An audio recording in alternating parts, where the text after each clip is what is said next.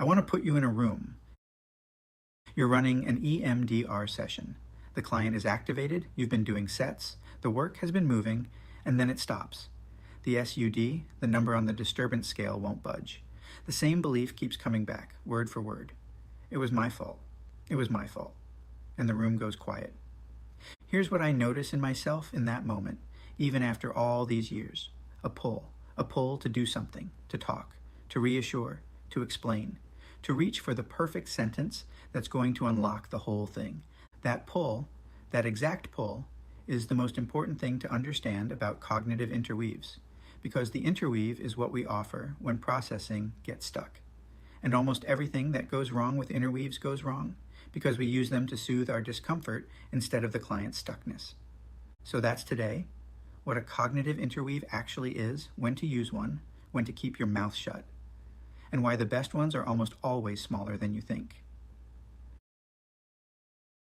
Welcome to the EMDRNews Podcast. I'm Tim Vermillion. This show is the audio version of what we do all week. We track the research and the real practice questions and try to keep the signal above the noise. Clinician-focused, research-informed. Today's a single topic, and it's one of the most searched for questions in our whole field. What do I say when EMDR gets stuck? Fair warning, my answer is going to spend as much time on what not to say as on what to say. If that's useful, follow or subscribe wherever you're listening so these land in your feed. Let's get into it. What an interweave actually is. Let's define the thing, because the name causes trouble. A cognitive interweave is a brief, targeted intervention you use when reprocessing stalls, when it loops or goes blank, or just can't reach the information it needs to move. That's it. Brief, targeted, used at the stall. Francine Shapiro, who developed EMDR, described interweaves as proactive moves for when processing is blocked. In her 1999 paper on the anxiety disorders, she talks about introducing one when change isn't appearing after several sets. And she points to things like Socratic questioning, imagery, metaphor, eliciting information. The 2018 edition of her textbook gives the interweave its own chapter, organized around 3 classic domains: responsibility, safety, and choice. We'll come back to those 3. They're the backbone. But here's the defensible core, the part I'd want you to hold on to.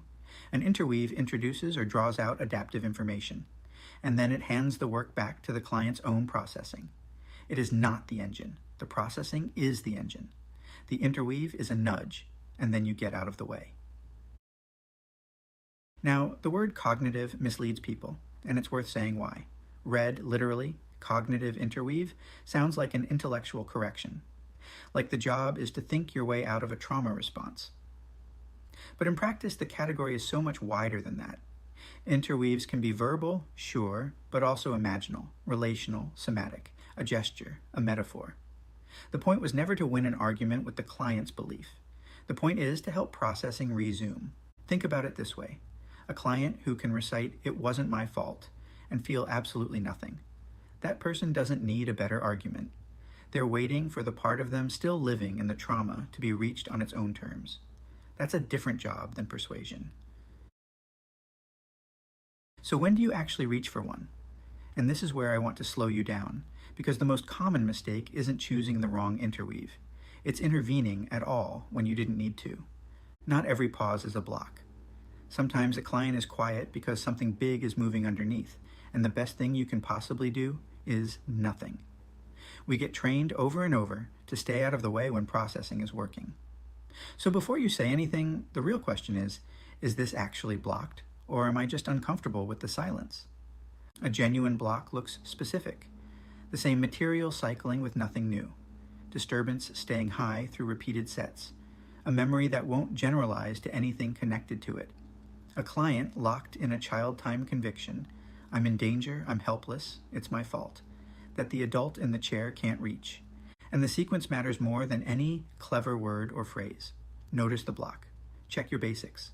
Target, image, belief, body, dual attention, window of tolerance. Wait. If it's still moving. And then, if the client genuinely lacks the information to move, offer something brief and hand it back. The interweave is for blocked processing. It is not a remedy for your discomfort. Now, the line I most want to draw in this whole episode: an interweave is not mini CBT dropped into the middle of reprocessing. I want to be careful here because I have enormous respect for cognitive behavioral therapy, but it's doing a different job. CBT often makes a belief the direct target, identify the thought, evaluate it, test it, change it. That can be a whole session, and it can be exactly right in its own lane. An interweave is narrower. It treats the stuck belief as the surface of an unprocessed memory. It offers one prompt that might let adaptive information link up. And then it gets out of the way, so processing stays the treatment. A few phrases I keep in my head. An interweave offers a doorway, not a conclusion.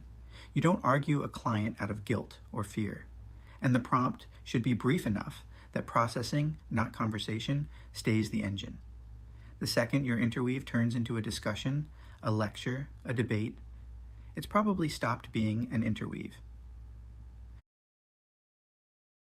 Let's talk about the themes themselves. Start with the classic 3. Responsibility is often the big one for trauma-linked guilt and shame, because people process a memory from the position they were in when it happened. A child, someone overwhelmed, coerced, outranked, frozen.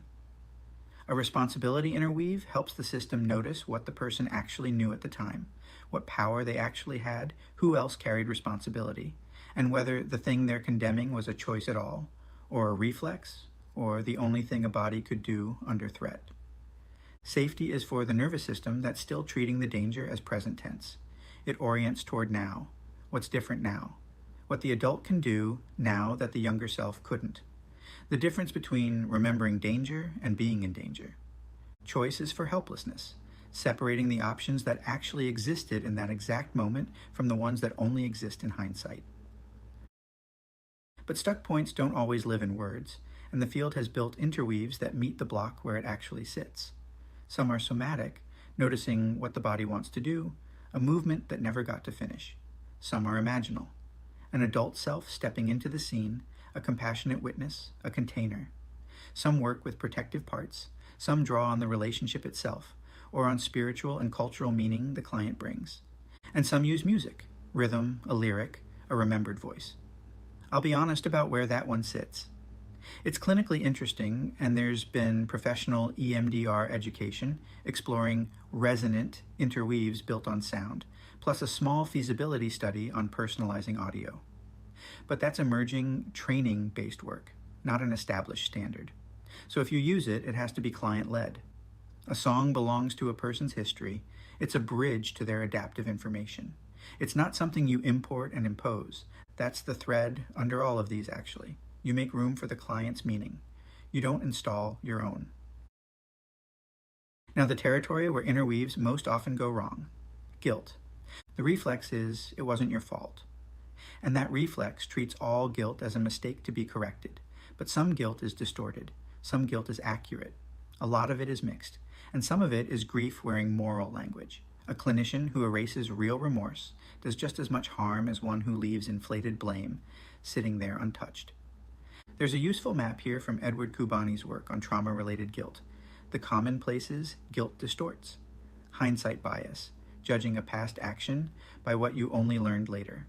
Inflated responsibility, ignoring everyone else who had power. Imagining ideal options that never existed. Mistaking a body's survival response for a moral failing. And the slide from I did something bad to I am bad. Translated into EMDR, that becomes a few brief prompts. What did you know at that exact moment? Who else had power there? Was that a choice, or what your body did to survive? Offered once, then released back into processing. It's a map for noticing. It is not a worksheet, and it should never erase accountability that's real. Moral injury asks for even more room. And this is where I want to widen the lens past the usual frame, because moral injury isn't just an individual conscience wound. It can be an act committed, an act failed, harm witnessed, or trust betrayed by leaders and institutions.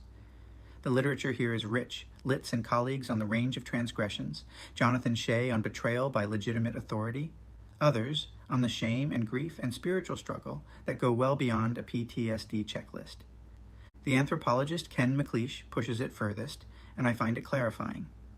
He argues moral injury can be embedded in a whole moral world, the training, the chain of command, the public story, the body's discipline. A veteran might not be stuck on, "I did something wrong," so much as stuck inside a system that trained, required, rewarded, or concealed it. And that completely changes the interweave. The missing information isn't a tidy, "you had no choice." It might live in betrayal, in grief, in a value that got violated and now needs some kind of repair. So the governing principle is restraint. You do not use an interweave to force absolution or confession or forgiveness. Accurate guilt may need repair. Inaccurate guilt may need adaptive information. Mixed guilt may need both. The task isn't to make guilt disappear. It's to help someone tell responsibility apart from omnipotence, remorse apart from self-erasure, repair apart from a life sentence. I want to end the clinical part with the quieter idea underneath all of this, because it reframes the whole technique. We teach interweaves like the hard part is finding the right sentence. I think that's backwards. The philosopher Michael Polanyi had this line, that people can know more than they can tell. And trauma so often stays present precisely because the client knows something implicitly that hasn't become sayable yet. The body knows the doorway, the smell, the tone of voice, the hour of the day, the posture, the rule that kept them alive. The nervous system acts like it knows, even when the person can't say what. The memory research lines up with this in a careful way. Bruin and colleagues' dual representation theory, separating memory you can put into words from memory tied to sensation and situation. And EMDR's own adaptive information processing model says something compatible. The memory isn't only a story that hasn't been told, it's information that hasn't linked up yet with what the person now knows. So here's where that puts the interweave. You, the clinician, bring a tacit sense of timing. When to speak, when to stay quiet. The client carries tacit knowledge held in flinch and shame and sensation. And a good interweave is just a few explicit words offered right at the seam between those two. A small bridge from what the body already understands to what the mind can finally hold. It points toward what the client carries, not toward what you want them to conclude. And that, by the way, is exactly why interweaves can't be reduced to a list you memorize. Knowing which channel is blocked, whether a prompt will help or interrupt, when to say nothing, that's judgment. A list of phrases is fine for training. It's no substitute for thinking about the actual person in front of you. One care note. Everything here is professional education and clinical reflection. It's not treatment guidance, and it's not a substitute for EMDR training, consultation, or individualized care. And a clinical boundary worth saying plainly, an interweave is never a tool for recovering memory content. EMDR can reduce distress and shift meaning. It does not establish what happened. No leading questions, no suggesting details. Clinical work isn't a forensic investigation. So let me bring it home. When processing stalls, the tempting question is, what should I say? And I'd love for you to trade it for a better one. What adaptive information is missing here? And what's the smallest, most respectful thing I could offer that might help this client's own processing find it? That's the whole difference between an interweave and a reframing. A reframing can tell a person what to think. A good interweave helps a client discover what they were finally ready to know. Smallest door, then step back, that's the craft. That's the episode. If it was useful, the single most helpful thing you can do is follow or subscribe wherever you're listening. It's what keeps these showing up for you. And if it landed, send it to one colleague who'd want it.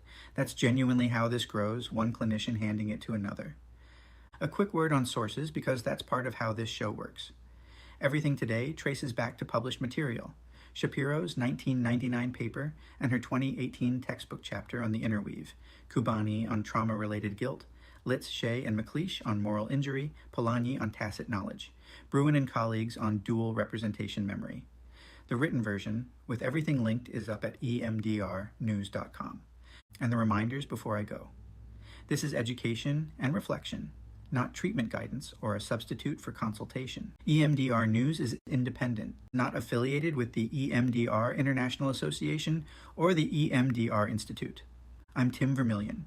When the processing stalls, offer the smallest door and then trust the work. See you next time.